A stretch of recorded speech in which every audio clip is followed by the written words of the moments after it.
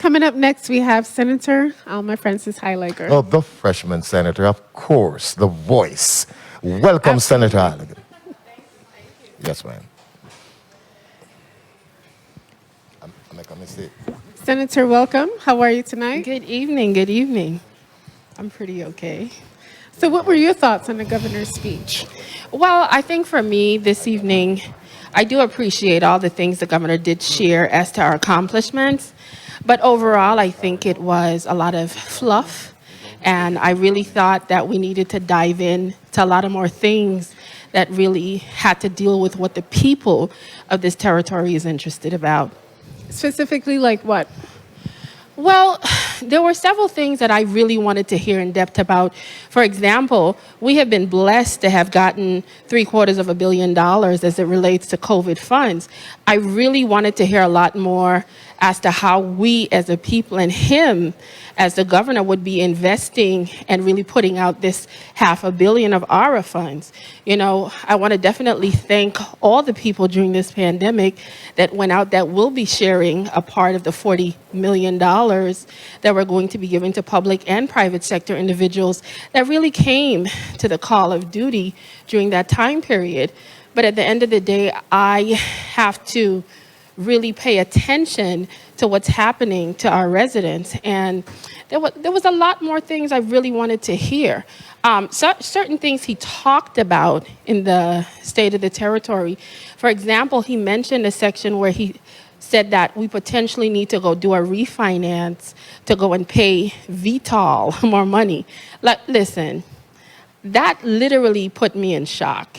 Because we got a scathing report from the Inspector General as to a potential situation where over $100 million we had issues with that contract. There's a lot of issues around that contract. So as a representative of the people, I don't see myself just jumping in and saying, hey, let's go refinance to pay them without us really getting an opportunity to investigate as a body what happened with all that money. Well, if refinancing is not the answer, then what is? The answer for me is at the end of the day, we were supposed to have a committee of the whole on the 11th of this month, which has been postponed. And I'm looking forward to have that conversation about that scathing VTOL report. Because at the end of the day, I have to understand where the people's money went.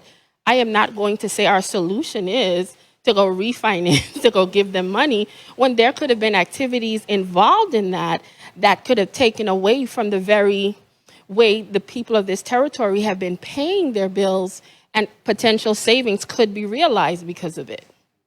Moving away from that topic a little bit, something new and exciting is happening. Soon we will be returning to in-person learning for the educators. So what do you think about that?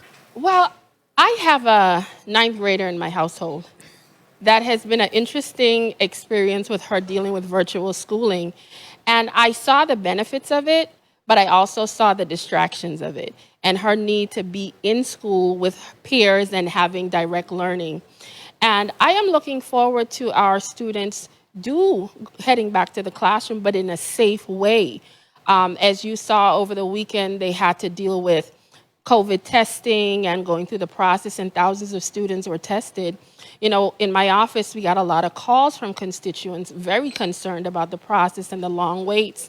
And, you know, I thought personally it could have been started a little bit earlier and broken up a little bit more. Because, like, for example, with my niece who lives with me, there was almost 600 students showing up for her one day. So it was an interesting situation.